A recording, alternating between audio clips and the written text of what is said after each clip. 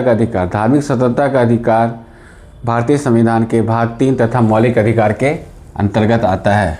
धार्मिक स्वतंत्रता के अधिकार अनुच्छेद 25 से अनुच्छेद 28 तक में इसका वर्णन किया गया है। अनुच्छेद आर्टिकल 25, आर्टिकल 26, आर्टिकल 27 तथा आर्टिकल 28, ये चारों अनुच्छेद हमें धार्मिक स्वतंत्रता देता है। ठीक है, ये जो धार्मिक स्वतंत्रता का अधिकार है यह भारत के धर्मनिरपेक्ष होने के ढांचे को और भी मजबूत करता है। यानी सेकुलर, भारत एक सेकुलर राष्ट्र है, इस ढांचे को यह धार्मिक स्वतंत्रता का अधिकार जो है और भी मजबूत बनाता है। यह धर्मनिरपेक्ष शब्द जो है भारत के मूल संविधान में नहीं था, इसे 42वां संविधान संशोधन करके 1976 में भारत की प्रस्तावना में सेकुलर शब्द यानी धर्मनिरपेक्षता को जोड़ा गया, जिसे सुप्रीम कोर्ट ने डिफाइन किया है कि भारत यानी राज्य का कोई भी धर्म नहीं होगा। ठीक है, कोई विशेष धर्म का यह राष्ट्र नहीं होगा और सभी धर्म को यहाँ पे समान रूप से सम्मान दिया जाएगा। ठीक है, सभी धर्म को समान रूप से सम्मान दिया जाएगा, यही सेकुलर, हमारी सेकुलर होने का मतलब है। ठीक है, अनुच्छेद 25 कहता है कोई भी व्यक्ति, है ना, यह अंतरात्मा की आज़ादी को व्यक्त करता है। यानी आपका आत्मा जिस भी धर्म को मानता है आप उस धर्म को मानने के लिए पूर्ण रूप से स्वतंत्र हैं। ठीक है, उस धर्म को मान सकते हैं, उस धर्म का प्रचार कर सकते हैं। ठीक है, उस धर्म में जो भी, वो धर्म जो भी कहता है करने के लिए आप उसे, उसके पैटर्न को अपना सकते हैं।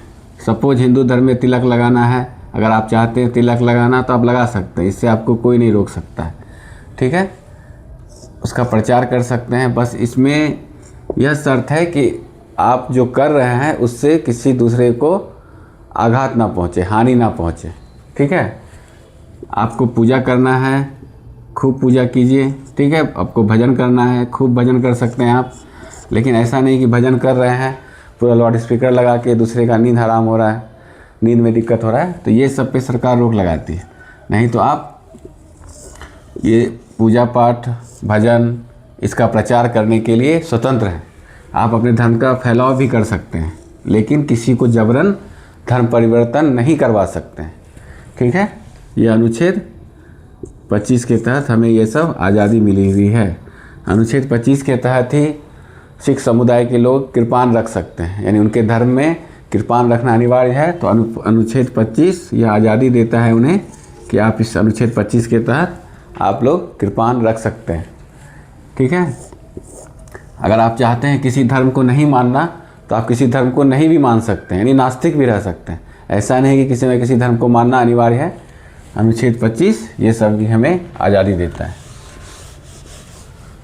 वही अनुच्छेद 26, आर्टिकल 26 जो है यह समुदाय की बात करता है। अनुच्छेद 25 किसी व्यक्ति विशेष की बात करता है, वही अनुच्छेद 26 जो है किसी समुदाय की बात करता है। जैसे सपोज एक हिंदू धर्म का समुदाय है। ठीक है, अब ये समुदाय मिलके चाह रहा है कि हम मंदिर का निर्माण करें अपने गांव में, तो यह मंदिर का निर्माण कर सकता है। ठीक है, इसके लिए पैसा इकट्ठा कर सकता है, मंदिर बना सकता है, मंदिर के लिए भूमि खरीद सकता है, मंदिर के अलावे मंदिर के पैसे से और भी ज़मीन खरीद सकता है, इस पे मंदिर के नाम से कोई ट्रस्ट बना सकता है। ठीक है, इस ट्रस्ट के पैसे से वह कोई परोपकारी कार्य भी कर सकता है, सरकार इस पर कोई रोक नहीं लगाएगी। वो चाहे तो स्कूल खोल सकता है, कॉलेज खोल सकता है, चाहे तो अस्पताल खोल सकता है, वृद्धाश्रम खोल सकता है। परोपकार का कार्य करने के लिए अनुच्छेद 26 एक समुदाय को पूरी तरह से स्वतंत्रता प्रदान करता है। किसी भी समुदाय को, चाहे हिंदू हो, चाहे मुस्लिम हो, चाहे सिख हो, चाहे ईसाई हो, चाहे बौद्ध हो, कोई भी धर्म के लोग अपने एक समुदाय अपने धर्म के प्रचार हेतु कार्य कर सकते हैं। ठीक है, वही अनुच्छेद 27 कहता है, आर्टिकल 27 में वर्णन है कि कोई भी व्यक्ति या कोई भी धर्म के लोग आपसे ज़बरदस्ती अपने धर्म के प्रचार हेतु पैसे नहीं ले सकते हैं। सपोज कोई गांव है, उसमें हिंदू मुस्लिम सभी समुदाय के लोग रह रहे हैं, ठीक है। हिंदू समुदाय ने सोचा कि मुझे एक मंदिर बनवाना है, तो ये जबरन मुस्लिम समुदाय से इसके लिए पैसे नहीं ले सकता है। चंदा के नाम पे, किसी भी नाम पे, यहाँ पे गांव में मंदिर का निर्माण हो रहा है, आप भी इस गांव के रहने वाले हैं, आपको भी देना है, नहीं। कोई हिंदू यहाँ रह रहा है, मंदिर का निर्माण हो रहा है, कि कोई हिंदू नहीं चाह रहा है इस मंदिर में पैसा देना, वो नहीं चाह रहा है कि मेरे पैसे से धर्म का विकास हो, हिंदू धर्म का विकास हो, तो वो नहीं दे सकता, उसे जबरन नहीं लिया जा सकता उससे पैसा, ठीक है। या आप अपना पैसा किसी अन्य धर्म में या अपने धर्म में देने के लिए स्वतंत्र हैं, या किसी भी धर्म में नहीं देने के लिए स्वतंत्र हैं। अगर कोई हिंदू है, कोई मस्जिद बन रहा है, अगर वो चाह रहा है कि हम इस मस्जिद में पैसे दें, उनका इनके प्रति श्रद्धा है, तो वो पैसे दे सकता है, इसे कोई रोक नहीं सकता है। अगर इसे, लेकिन जबरन ये लोग ले नहीं सकते हैं पैसे ज़बरदस्ती का, ठीक है। अनुच्छेद 27 आज़ादी देता है कि आपका धन किसी धर्म विशेष में खर्च किया जाए या नहीं किया जाए, वो आप पे डिपेंड करता है। साथ में गवर्नमेंट किसी भी खास समुदाय या किसी भी खास धर्म के लिए आपसे टैक्स के रूप में पैसे नहीं ले सकती है कि इस धर्म के विकास हेतु आप यह टैक्स दीजिए। सपोज राम मंदिर बनना है, तो सरकार यह नहीं लागू कर सकता है कि प्रत्येक भारतीय के अकाउंट से 10 रुपये कटेंगे क्योंकि राम मंदिर का निर्माण करना है। यह आज़ादी अनुच्छेद 27 के तहत गवर्नमेंट को नहीं है, यह रिस्ट्रिक्शन लगाता है, प्रतिबंध लगाता है, ठीक है। गवर्नमेंट किसी तरह का टैक्स किसी खास धर्म के उत्थान के लिए नहीं ले सकता, ठीक है। आप सीधे सुप्रीम कोर्ट जा सकते हैं, हाई कोर्ट जा सकते हैं इसके खिलाफ। वहीं आर्टिकल 28 में कहा गया है कि गवर्नमेंट किसी भी सरकारी स्कूल, सरकारी कॉलेज में धार्मिक शिक्षा नहीं दी जाएगी, ठीक है। कोई भी गवर्नमेंट स्कूल है, गवर्नमेंट द्वारा वित्त प्रदत्त स्कूल है, चाहे वो राज्य सरकार का हो चाहे केंद्र सरकार का हो, तो इसमें यह अनुच्छेद 28 के तहत यह लिखा हुआ है कि किसी भी धार्मिक स्कूल में किसी भी तरह का, कोई भी तरह का धार्मिक शिक्षा नहीं दिया जाएगा, ठीक है।